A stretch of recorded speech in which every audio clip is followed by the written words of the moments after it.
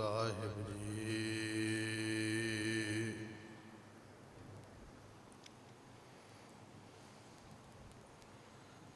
ਰਾਖ ਲਿਓ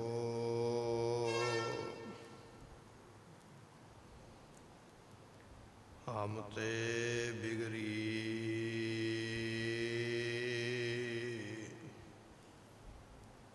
ਸੀਲ ਧਰਮ ਜਪ ਭਗਤ ਨਾ ਕੀਨੀ। ਹਉ ਅਭਿਮਾਨ ਟੇਢ ਪਗਰੀ,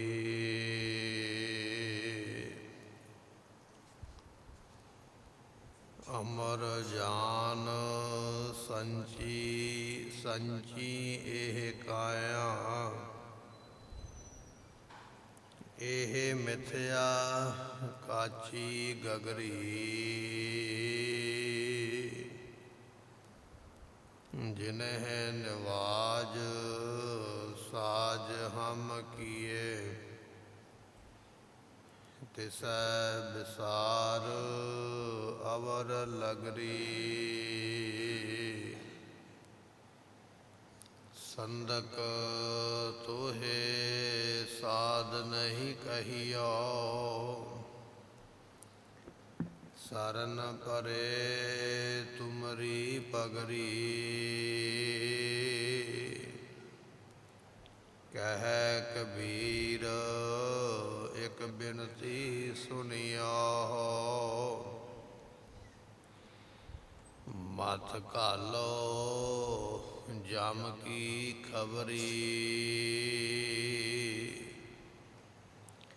ਕਹਿ ਕਬੀਰ ਇਕ ਬਿਨਤੀ ਸੁਣਿਓ।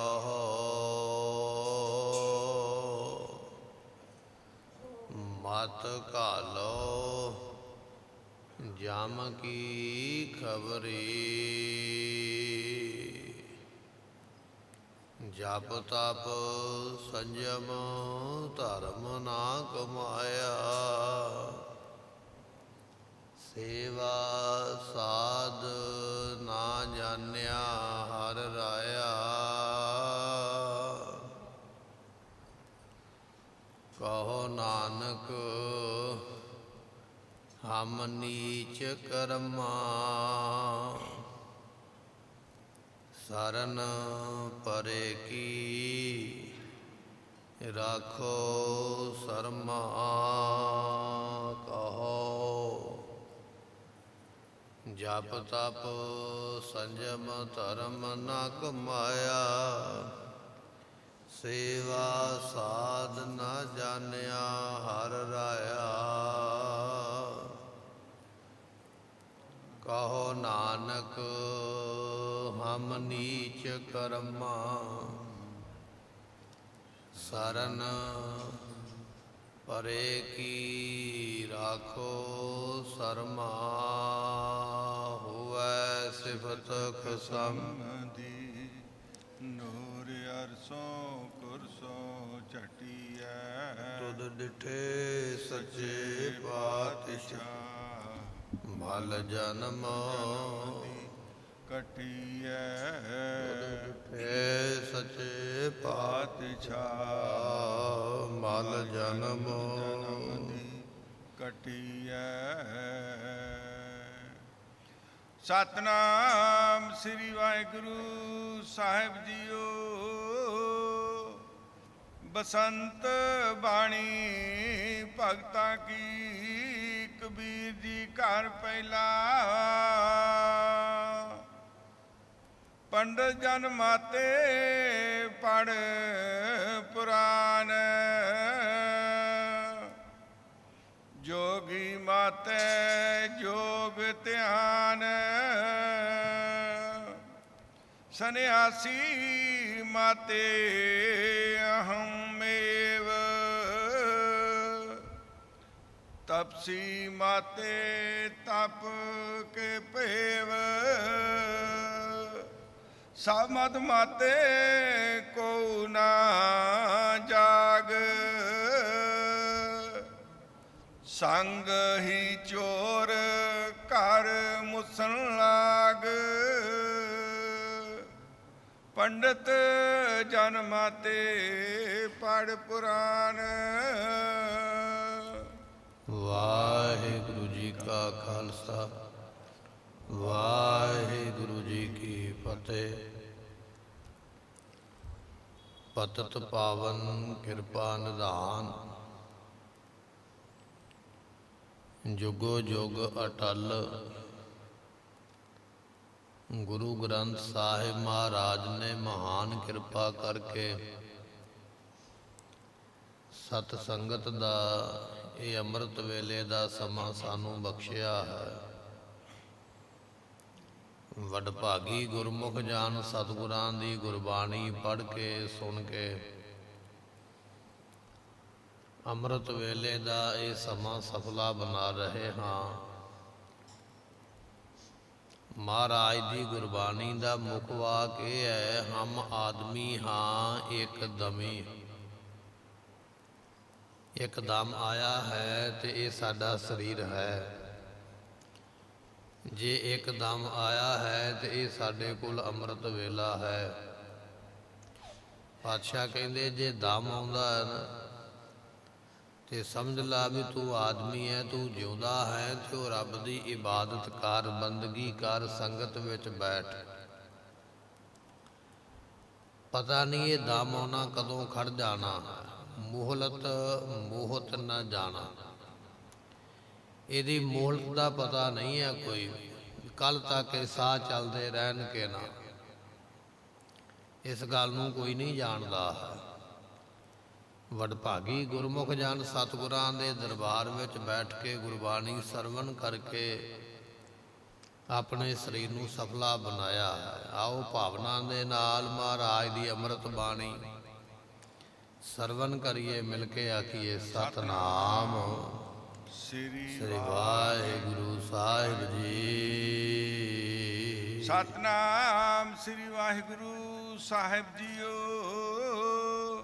ਪੰਡਤ ਜਨ ਮਾਤੇ ਪੜ ਪੁਰਾਨ। ਬਸੰਤ ਰਾਗ ਦੇ ਵਿੱਚ ਕਬੀਰ ਸਾਹਿਬ ਦੀ ਭਗਤ ਬਾਣੀ ਆਪਾਂ ਸਰਵਣ ਕਰ ਰਹੇ ਹਾਂ। ਕੱਲ ਦੇ ਦੀਵਾਨ ਵਿੱਚ ਕਬੀਰ ਸਾਹਿਬ ਜੀ ਦਾ ਇੱਕ ਸ਼ਬਦ ਆਪਾਂ ਸਰਵਣ ਕੀਤਾ ਹੈ। ਅੱਜ ਦੂਜੇ ਸ਼ਬਦ ਵਿੱਚ ਪਾਤਸ਼ਾਹ ਕਿਰਪਾ ਕਰਦੇ ਕਬੀਰ ਸਾਹਿਬ ਜੀਆਂ ਨੂੰ ਕਿਸੇ ਨੇ ਆ ਕੇ ਪੁੱਛਿਆ, ਕਹਿਣ ਲੱਗੇ ਕਬੀਰ ਜੀ ਕੋਈ ਪਰਮੇਸ਼ਰ ਦੇ ਵੱਲ ਜਾਗਦਾ ਵੀ ਹੈ ਕਿ ਸਾਰੀ ਦੁਨੀਆ ਸੁੱਤੀ ਹੋਈ ਹੈ? ਕਬੀਰ ਸਾਹਿਬ ਜੀ ਇਹ ਬਚਨ ਸੁਣ ਕੇ ਰਹਾਉ ਦੀਆਂ ਜਿਹੜੀਆਂ ਪੰਕਤੀਆਂ ਨੇ ਉਹਦੇ ਵਿੱਚੋਂ ਫਿਰ ਬਖਸ਼ਦੇ, ਕਹਿਣ ਲੱਗੇ ਭਾਈ ਦੱਸਦੇ ਆ ਵੀ ਜਾਗਦਾ ਕੌਣ ਹੈ ਤੇ ਸੁੱਤਾ ਕੌਣ ਹੈ। ਬਖਸ਼ਦੇ ਹਨ ਸਭ ਮਦ ਮਾਤੇ ਕੋ ਨਾ ਜਾਗ। ਪਾਤਸ਼ਾਹ ਕਹਿਣ ਲੱਗੇ ਭਾਈ ਸਾਰੇ ਮਦ ਕਹੀਏ ਨਸ਼ੇ ਦੇ ਵਿੱਚ ਹੀ ਸੁੱਤੇ ਹੋਏ। ਮਹਾਰਾਜ ਕਾਹਦਾ ਨਸ਼ਾ? ਕਹਿੰਦੇ ਕਿਸੇ ਨੂੰ ਹੰਕਾਰ ਦਾ ਨਸ਼ਾ ਹੈ, ਮੇਰੇ ਵਰਗਾ ਹੈ ਕੋਈ ਨਹੀਂ। ਕਿਸੇ ਨੂੰ ਮੋਹ ਦਾ ਨਸ਼ਾ ਹੈ ਕਿ ਮੇਰੇ ਵਰਗਾ ਪਰਿਵਾਰ ਨਹੀਂ ਕਿਸੇ ਦਾ। ਕਿਸੇ ਨੂੰ ਲੋਭ ਦਾ ਨਸ਼ਾ ਹੈ ਵੀ ਮੇਰੇ ਵਰਗਾ ਧਨ ਨਹੀਂ ਕਿਸੇ ਨੇ ਜੋੜਿਆ। ਐਸੇ ਤਰ੍ਹਾਂ ਕਿਸੇ ਨੂੰ ਵਕਾਰਾਂ ਦਾ ਨਸ਼ਾ ਵੀ ਮੇਰੇ ਵਰਗੇ ਵਕਾਰ ਕੋਈ ਨਹੀਂ ਭੋਗਦਾ। ਮਹਾਰਾਜ ਕਹਿਣ ਲੱਗੇ ਸਾਰੀ ਦੁਨੀਆ ਇਹਨਾਂ ਨਸ਼ਿਆਂ ਵਿੱਚ ਹੀ ਸੁੱਤੀ ਪਈ ਹੈ, ਇਸੇ ਮਾਨ ਵਿੱਚ ਹੀ ਸੁੱਤੀ ਪਈ ਹੈ, ਗਿਆਨ ਵਿੱਚ ਕੋਈ ਨਹੀਂ ਜਾਗਦਾ। ਨੈਨੋ ਨੀਂਦ ਪਰ ਦ੍ਰਿਸ਼ਟ ਵਿਕਾਰ। ਗੁਰੂ ਅਰਜਨ ਦੇਵ ਪਾਤਸ਼ਾਹ ਕਹਿਣ ਲੱਗੇ ਅੱਖਾਂ ਦੇ ਵਿੱਚ ਨੀਂਦ ਕਾਹਦੀ ਹੈ? ਜਿਹੜਾ ਪਰਾਇਆ ਰੂਪ ਹਰ ਵੇਲੇ ਵੇਖਣਾ, ਵਕਾਰਾਂ ਵਾਲੀ ਦ੍ਰਿਸ਼ਟੀ, ਇਹ ਤੇਰੀਆਂ ਅੱਖਾਂ ਵਿੱਚ ਵਕਾਰ ਬੈਠਾ ਹੋਇਆ। ਸ਼ਰਵਣ ਸੋਏ ਸੁਣ ਨਿੰਦ ਵਿਵਹਾਰ, ਕੰਨ ਤੇਰੇ ਨਿੰਦਿਆ ਵਿੱਚ ਹੀ ਹਰ ਵੇਲੇ ਲੱਗੇ ਹੋਏ, ਉਹਦੇ ਵਿੱਚ ਹੀ ਸੁਤੇ ਹੋਏ। ਰਸਨਾ ਸੋਈ ਲੋਭ ਮਿੱਠੇ ਸਾਥ, ਜ਼ੁਬਾਨ ਤੇਰੀ ਲੋਭ ਦੇ ਵਿੱਚ ਆ ਕੇ ਮਿੱਠੇ ਮਿੱਠੇ ਪਦਾਰਥਾਂ ਨੂੰ ਖਾਣ ਵਿੱਚ ਸੁੱਤੀ ਹੋਈ ਹੈ। ਮਨ ਸੋਇਆ ਮਾਇਆ ਬਿਸਮਾਦ, ਮਾਇਆ ਦੇ ਨਸ਼ੇ ਵਿੱਚ ਮਨ ਸੁੱਤਾ ਹੋਇਆ। ਭਾਵ ਇਹ ਹੈ ਕਿ ਸਾਰੀ ਦੁਨੀਆ ਸੁੱਤੀ ਪਈ ਹੈ, ਕੋਈ ਕਾਮ ਦੇ ਵਿੱਚ, ਕੋਈ ਕ੍ਰੋਧ ਵਿੱਚ, ਕੋਈ ਲੋਭ ਵਿੱਚ, ਕੋਈ ਮੋਹ ਵਿੱਚ, ਕੋਈ ਹੰਕਾਰ ਵਿੱਚ, ਕੋਈ ਜਾਗਦਾ ਨਹੀਂ। ਇਸੇ ਸ਼ਬਦ ਨੂੰ ਫਿਰ ਮਹਾਰਾਜ ਜੀ ਸ਼ੁਰੂ ਤੋਂ ਬਖਸ਼ਦੇ ਹਨ। ਪੰਡਤ ਜਨ ਮਾਤੇ ਪੜ ਪੁਰਾਨ। ਮਹਾਰਾਜ ਜਿਹੜੇ ਪੰਡਤ ਨੇ, ਜਿਨ੍ਹਾਂ ਨੇ ਵਿਦਿਆ ਦੀ ਪੰਡ ਚੁੱਕੀ ਹੋਈ ਹੈ, ਜਿਹੜੇ ਕਹਿੰਦੇ ਵੀ ਸਾਡੇ ਕੋਲ ਹੀ ਵਿਦਿਆ, ਅਸੀਂ ਬੜੇ ਗ੍ਰੰਥ ਪੜ੍ਹੇ ਹਾਂ, ਬੜੇ ਸ਼ਾਸਤਰ ਪੜ੍ਹੇ ਨੇ, ਬੜੀਆਂ ਸਿਮਰਤੀਆਂ ਤੇ ਪੁਰਾਣ ਪੜ੍ਹੇ ਹੋਏ ਨੇ। ਵੱਡੇ ਵੱਡੇ ਮੌਲਵੀ ਕਹਿੰਦੇ ਕੁਰਾਨ ਪੜ੍ਹੀ ਹੋਈ ਹੈ, ਤੌਰੇਤ ਪੜ੍ਹੀ ਹੋਈ ਹੈ, ਧਾਰਮਿਕ ਗ੍ਰੰਥ ਪੜ੍ਹਿਆ ਹੋਇਆ। ਤੇ ਵੱਡੇ ਵੱਡੇ ਸਾਇੰਸਦਾਨ ਕਹਿੰਦੇ ਸਾਨੂੰ ਬੜਾ ਸੰਸਾਰ ਦਾ ਗਿਆਨ ਹੈ। ਪਾਤਸ਼ਾਹ ਕਹਿਣ ਲੱਗੇ ਪੰਡਤ ਜਨ ਮਾਤੇ ਪੜ੍ਹ ਪੁਰਾਨ, ਉਹਨਾਂ ਨੂੰ ਆਪਣੇ ਗ੍ਰੰਥਾਂ ਦਾ ਪੜ੍ਹ ਪੜ੍ਹ ਕੇ ਮਾਣ ਹੈ।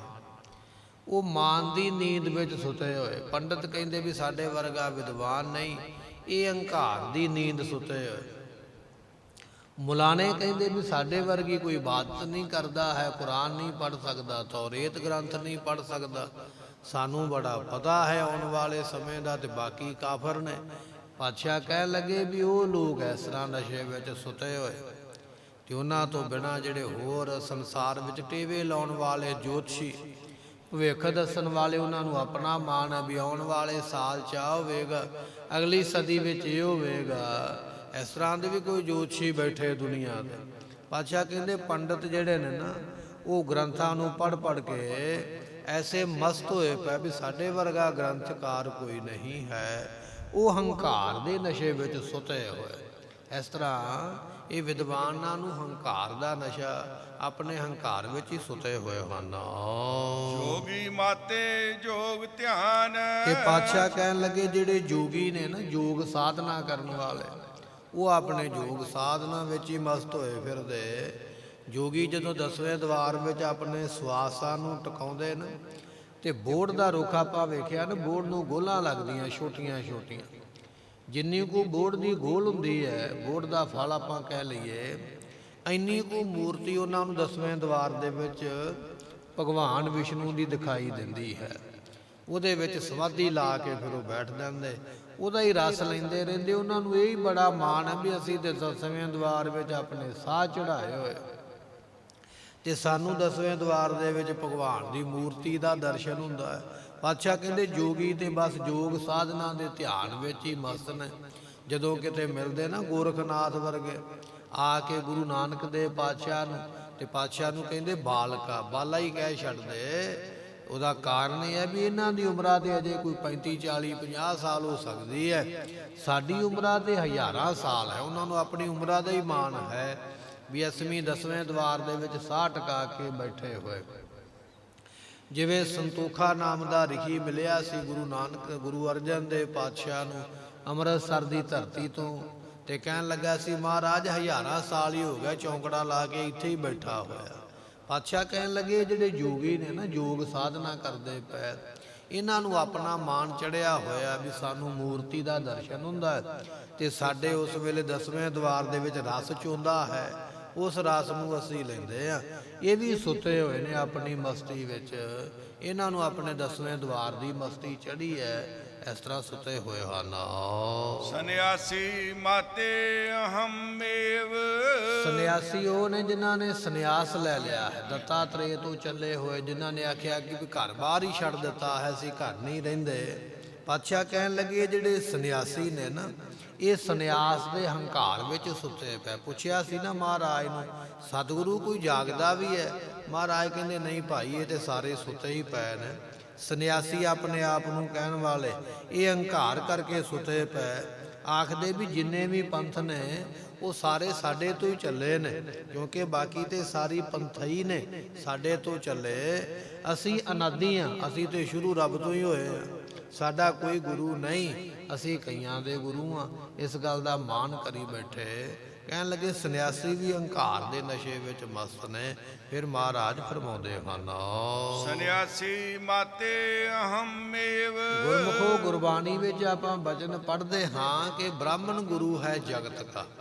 ਬ੍ਰਾਹਮਣ ਇਹ ਗੱਲ ਕਹਿੰਦਾ ਵੀ ਮੈਂ ਸਾਰੇ ਦੁਨੀਆ ਦਾ ਗੁਰੂ ਹਾਂ, ਪਰ ਸੰਨਿਆਸੀ ਕਹਿੰਦੇ ਵੀ ਅਸੀਂ ਤੇ ਬ੍ਰਾਹਮਣ ਦੇ ਵੀ ਗੁਰੂ ਹਾਂ, ਬ੍ਰਾਹਮਣਾਂ ਨੇ ਸਾਨੂੰ ਗੁਰੂ ਬਣਾਇਆ ਹੈ, ਅਸੀਂ ਬ੍ਰਾਹਮਣਾਂ ਨੂੰ ਉਪਦੇਸ਼ ਦੇਣ ਵਾਲੇ। ਏਡਾ ਵੱਡਾ ਹੰਕਾਰ, ਹੰਕਾਰ ਤੇ ਬ੍ਰਾਹਮਣ ਨੂੰ ਵੀ ਹੈ ਵੀ ਮੈਂ ਦੁਨੀਆ ਨੂੰ ਉਪਦੇਸ਼ ਦਿੰਦਾ ਹਾਂ ਗ੍ਰੰਥ ਪੜ੍ਹ ਕੇ, ਪਰ ਸੰਨਿਆਸੀਆਂ ਨੂੰ ਬਹੁਤਾ ਹੰਕਾਰ ਹੈ। ਕਹਿੰਦੇ ਬ੍ਰਾਹਮਣ ਤੇ ਸਾਡੇ ਚੇਲੇ ਨੇ, ਸਾਡੇ ਕੋਲ ਹੀ ਉਹਨਾਂ ਨੇ ਇਹ ਵਿਦਿਆ ਲਈ। ਸੰਨਿਆਸੀਆਂ ਨੂੰ ਬਹੁਤਾ ਹੰਕਾਰ ਕਿ ਜਗਤ ਦੇ ਗੁਰੂ ਬ੍ਰਾਹਮਣ, ਉਹਨਾਂ ਦੇ ਅਸੀਂ ਗੁਰੂ ਹਾਂ, ਅਸੀਂ ਸੰਨਿਆਸੀ ਲੋਕ ਹਾਂ। ਇਸ ਤਰ੍ਹਾਂ ਹੰਕਾਰ ਵਿੱਚ ਬੈਠੇ, ਇਹ ਹੰਕਾਰ ਦੀ ਨੀਂਦ ਸੁੱਤੇ ਹੋਏ ਜਿੰਨੇ ਵੀ ਸੰਨਿਆਸੀ ਨੇ, ਦੱਤਾਤਰੇय ਵਰਗੇ, ਉਹਦੇ ਤੋਂ ਸੰਨਿਆਸ ਪੰਥ ਅੱਗੇ ਚੱਲਿਆ। ਮਹਾਰਾਜ ਕਹਿੰਦੇ ਸੁਤੇ ਹਨ। ਤਪਸੀ ਮਾਤੇ ਤਪ ਕੈ ਭੇਵ। ਜਿਹੜੇ ਤਪਸ਼ਵੀ ਨੇ, ਤਪੱਸਿਆ ਕਰਨ ਵਾਲੇ, ਉਹ ਆਪਣੇ ਭੇਦ ਵਿੱਚ ਮਸਤ ਹੋ ਕੇ ਸੁੱਤੇ ਪਏ। ਕੋਈ ਆਖਦਾ ਮੈਂ 5 ਧੂਣੀਆਂ ਤਾਉਂਦਾ ਹਾਂ, ਕੋਈ ਆਖਦਾ ਪੋਹ ਦੇ ਦਿਨਾਂ ਦੇ ਵਿੱਚ ਮੈਂ ਠੰਡੇ ਪਾਣੀ ਵਿੱਚ ਬੈਠਾ ਰਹਿੰਦਾ, ਮੈਨੂੰ ਕੁਝ ਨਹੀਂ ਹੁੰਦਾ। ਕੋਈ ਆਖਦਾ ਬਰਫੀਲੇ ਪਹਾੜਾਂ ਤੇ ਮੈਂ ਨੰਗਾ। ਅੱਜ ਵੀ ਤੁਸੀਂ ਸੋਸ਼ਲ ਮੀਡੀਆ ਤੇ ਕੁਝ ਇਹੋ ਜਿਹੀਆਂ ਵੀਡੀਓ ਵੇਖੋਗੇ, ਨੰਗੇ ਸਾਧੂ ਉਹਨਾਂ ਬਰਫਾਂ ਦੇ ਪਹਾੜਾਂ ਵਿੱਚ ਬੈਠੇ, ਤੇ ਜਿਹੜੇ ਉਹਨਾਂ ਦੇ ਇੰਟਰਵਿਊ ਲੈਣ ਜਾਂਦੇ, ਉਹਨਾਂ ਨੇ ਕਈ ਤਰ੍ਹਾਂ ਦੇ ਕੋਟ ਪਾਏ ਹੁੰਦੇ। ਉਹਨਾਂ ਨੂੰ ਜਾ ਕੇ ਪੁੱਛਦੇ ਵੀ ਤੁਹਾਨੂੰ ਠੰਡ ਨਹੀਂ ਲੱਗਦੀ? ਕਹਿੰਦੇ ਨਹੀਂ, ਸਾਨੂੰ ਨਹੀਂ ਠੰਡ ਲੱਗਦੀ ਹੈ। ਐਸੇ ਗੱਲ ਦਾ ਹੀ ਮਾਣ ਹੈ ਵੀ ਮੈਂ ਠੰਡ ਦੇ ਬਰਫ਼ ਦੇ ਪਹਾੜਾਂ ਵਿੱਚ ਨੰਗਾ ਹੀ ਤੁਰਿਆ ਫਿਰਦਾ ਤੇ ਮੈਨੂੰ ਠੰਡ ਨਹੀਂ ਲੱਗਦੀ ਹੈ। ਕੋਈ ਆਖਦਾ ਪਿਆ ਮੈਂ ਧੂਣੀਆਂ ਤਾ ਲੈਂਦਾ, ਹਾੜ ਦੇ ਦਿਨਾਂ ਵਿੱਚ, ਜੂਨ ਦੇ ਦਿਨਾਂ ਵਿੱਚ ਬੜੀ ਗਰਮੀ ਹੈ ਤੇ ਮੈਂ ਅੱਗ ਬਾਲ ਕੇ ਕੋਲ ਬੈਠਾ ਰਹਿੰਦਾ ਤੇ ਮੈਂ ਬੜਾ ਤਪ ਕਰਦਾ। ਕਿਸੇ ਨੂੰ ਧੂਣੀਆਂ ਤਾਉਣ ਦਾ ਤਪ ਹੈ, ਕਿਸੇ ਨੂੰ ਹੰਕਾਰ ਇਸ ਗੱਲ ਦਾ ਵੀ ਦਸੰਬਰ ਜਨਵਰੀ ਦੇ ਮਹੀਨੇ ਮੈਂ ਪਾਣੀ ਵਿੱਚ ਬੈਠ ਜਾਂਦਾ। ਕੋਈ ਆਖਦਾ ਮੈਂ ਰੁੱਖ ਦੇ ਨਾਲ ਕਈ ਘੰਟੇ ਪੁੱਠਾ ਲੜਕਿਆ ਰਹਿੰਦਾ। ਕੋਈ ਆਖਦਾ ਮੈਂ ਕਪਾਲੀ ਆਸਣ ਲਾਉਂਦਾ ਹਾਂ, ਧਰਤੀ ਸਿਰ ਧਰਤੀ ਤੇ ਲਾ ਕੇ ਲੱਤਾਂ ਉੱਪਰ ਕਰ ਲੈਣੀਆਂ, ਮੈਂ ਇੰਨੇ ਘੰਟੇ ਪੁੱਠਾ ਉਸ ਵੇਲੇ ਹੋ ਕੇ ਤਪ ਕਰਦਾ। ਪਾਤਸ਼ਾਹ ਕਹਿੰਦੇ ਕਿ ਜਿਹੜੇ ਤਪਸਵੀ ਨੇ ਨਾ, ਇਹਨਾਂ ਨੂੰ ਆਪਣੇ ਤਪ ਦਾ ਹੀ ਹੰਕਾਰ ਹੈ। ਇਹ ਸ਼ਰਾਪ ਹੀ ਦਿੰਦੇ ਪਏ ਕਿ ਜੇ ਤੂੰ ਮੇਰੀ ਆਹ ਗੱਲ ਨਾ ਮੰਨੀ ਤੇ ਮੈਂ ਆਹ ਸ਼ਰਾਪ ਦੇ ਦਿਆਂਗਾ। ਆਹ ਗੱਲ ਜਿਵੇਂ ਸਰੇਵੜੇ ਹੁੰਦੇ ਨਾ ਗੁਰਮੁਖ, ਸਰੇਵੜਿਆਂ ਦਾ ਕੰਮ ਕੀ ਹੈ? ਆਪਣੀ ਗੰਦਗੀ ਖਾਣੀ, ਆਪਣਾ ਹੀ ਮਲ ਮੂਤਰ ਖਾ ਕੇ 40 ਦਿਨ ਲੱਕੜ ਦੇ ਫੱਟੇ ਦੇ ਉੱਪਰ ਬੈਠੇ ਰਹਿਣਾ ਅਤੇ ਮੰਤਰਾਂ ਦਾ ਜਾਪ ਕਰਨਾ ਗੰਦਗੀ ਖਾ ਕੇ। ਫਿਰ ਇੰਨਾ ਕੁ ਤਪ ਦਾ ਬਾਲੋ ਜਾਣਾ ਕਿ 40 ਕਦਮਾਂ ਤੱਕ ਕਿਸੇ ਨੂੰ ਕੋਈ ਸ਼ਰਾਪ, ਕੋਈ ਵਰ ਦੇ ਕੇ ਲੋਕਾਂ ਨੂੰ ਡਰਾ ਕੇ ਰੱਖਣਾ ਵੀ ਆਓ ਮੈਨੂੰ ਆ ਕੇ ਮੰਨੋ ਤੇ ਮੇਰੀ ਪੂਜਾ ਕਰੋ ਤੇ ਠੀਕ, ਨਹੀਂ ਤੇ ਸ਼ਰਾਪ ਦੇ ਦਿਆਂਗਾ। ਇੰਨੀ ਕੁ ਬਸ ਇਹਨਾਂ ਦੇ ਕੋਲ ਔਕਾਤ ਹੈ। ਪਾਤਸ਼ਾਹ ਕਹਿਣ ਲੱਗੇ ਵੱਡੇ ਵੱਡੇ ਤਪਸ਼ਵੀ ਆਪਣੇ ਆਪ ਨੂੰ ਕਹਿਣ ਵਾਲੇ, ਉਹ ਤਪ ਦੇ ਹੰਕਾਰ ਵਿੱਚ ਹੀ ਬੈਠੇ ਹੋਏ। ਇਹ ਵੀ ਹੰਕਾਰ ਨੇ ਉਹਨਾਂ ਨੂੰ ਸੁੱਤਾ ਹੀ ਹੋਏ, ਹੰਕਾਰ ਦੇ ਵਿੱਚ ਪ੍ਰਾਪਤੀ ਕੋਈ ਨਹੀਂ ਕਰ ਸਕੇ ਹਨ। ਸਭ ਮਦ ਮਾਤੇ ਕੋ ਨ ਜਾਗ। ਪਾਤਸ਼ਾਹ ਕਹਿੰਦੇ ਸਾਰੇ ਮਦ ਕਹੀਏ ਹੰਕਾਰ ਦੇ ਨਸ਼ੇ ਵਿੱਚ ਸੁੱਤੇ ਪਿਆ ਗੁਰਮੁਖੋ ਕੋਈ ਨਹੀਂ ਜੇ ਜਾਗਦਾ। ਭਾਵੇਂ ਕੋਈ ਤਪਸਵੀ ਹੈ, ਭਾਵੇਂ ਕੋਈ ਪੰਡਤ ਹੈ, ਭਾਵੇਂ ਕੋਈ ਸੰਨਿਆਸੀ ਹੈ, ਜਿਹਨੂੰ ਮਰਜ਼ੀ ਫੜ ਲਵੋ, ਸਾਰੇ ਹੰਕਾਰ ਦੇ ਨਸ਼ੇ ਵਿੱਚ ਸੁੱਤੇ ਨੇ, ਕੋਈ ਵੀ ਜਾਗਦਾ ਨਹੀਂ ਹੈ। ਸੰਗ ਹੀ ਚੋਰ ਘਰ ਮੂਸਣ ਲਾਗ। ਸੁੱਤੇ ਕਿਉਂ ਨੇ? ਸੁੱਤੇ ਦਾ ਪਤਾ ਕਿੱਥੋਂ ਲੱਗਦਾ? ਮੰਨ ਲਓ ਕਿ ਬੰਦਾ ਪਹਿਰੇ ਤੇ ਬੈਠਾ ਹੋਇਆ ਤੇ ਪਹਿਰੇ ਤੇ ਬੈਠਿਆ ਬੰਦਾ ਕੁਰਸੀ ਤੇ, ਉਹਦੇ ਕੋਲੋਂ ਹੀ ਕੋਈ ਚੋਰੀ ਕਰਕੇ ਲੈ ਜਾਵੇ ਤੇ ਉਹ ਬੰਦਾ ਫਿਰ ਇਹ ਦਾਵਾ ਕਰੇ ਨਹੀਂ ਨਹੀਂ ਮੈਂ ਤੇ ਜਾਗਦਾ ਸੀ। ਤੇ ਪੁੱਛਣ ਵਾਲਾ ਇਹ ਗੱਲ ਪੁੱਛਦਾ ਵੀ ਜੇ ਜਾਗਦਾ ਸੀ ਤੇ ਚੋਰਾਂ ਨੂੰ ਕਿਉਂ ਨਹੀਂ ਫੜਿਆ? ਚੋਰ ਤੇ ਤੇਰੇ ਕੋਲੋਂ ਚੋਰੀ ਕਰਕੇ ਲੈ ਗਏ। ਜੇ ਤੂੰ ਜਾਗਦਾ ਹੁੰਦਾ ਤੇ ਉਦੋਂ ਹੀ ਫੜ ਲੈਂਦਾ। ਤੂੰ ਕੇਵਲ ਬੈਠਣ ਦਾ ਨਾਟਕ ਕੀਤਾ, ਤੂੰ ਬੈਠਾ ਬੈਠਾ ਹੀ ਸੁੱਤਾ ਹੋਇਆ ਤੇ ਉਹ ਜਿਹੜਾ ਸਿਕਿਉਰਿਟੀ ਗਾਰਡ ਹੁੰਦਾ ਫਿਰ ਉੱਤੇ ਕਾਰਵਾਈ ਹੋ ਜਾਂਦੀ ਹੈ।